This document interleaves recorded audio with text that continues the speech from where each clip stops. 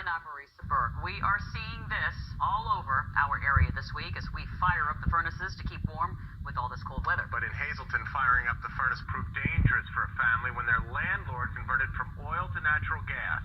Blue Book 15's Bill Waddell live tonight outside our Wyoming Valley newsroom in Wilkes-Barre. Bill. Scott and Marisa, people who live in that apartment house tell us that their out-of-state landlord made the switch from a home heating oil furnace to a natural gas one, hoping to save a few bucks. Firefighters tell us that an important step in the conversion process was skipped and that 6 people were sickened by toxic fumes. A lot of people say you're lucky to be alive because they say it's a silent killer.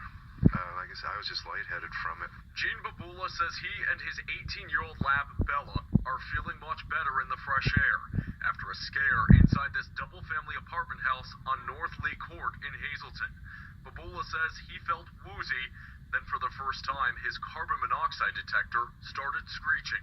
It was going off, and I thought because it was roughly a year old, and it started making noise, I thought the batteries were going. So that's why I started changing them, and I went outside. I seen all the fire trucks and ambulances out here. Babula says 2 people in his apartment and 4 others next door were all rushed to Hazleton General Hospital and treated with oxygen. He says everyone is now doing okay. The people who live on the other side of the building did not want to talk about the scare with the furnace in their side of the house.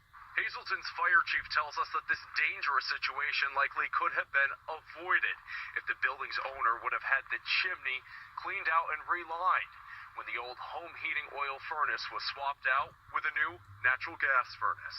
If this would have persisted through the night, honestly, I think this morning we would have been going there with the county officials because we would have been taking people out of there in body bags. Chief Donald Leshko says the person who called 911 had slurred speech and told dispatchers he thought everyone in the apartment had the flu. These photos from the Hazleton Fire Department show that parts of the chimney and the flue were plugged solid. Workers for Super Chimney Sweep say cutting corners in the conversion process from home heating oil to natural gas furnaces can be deadly. You need to reline it because oil and gas don't mix, so you're going to have condensation. It's going to rot in your chimney in the inside, and it's all going to fall apart.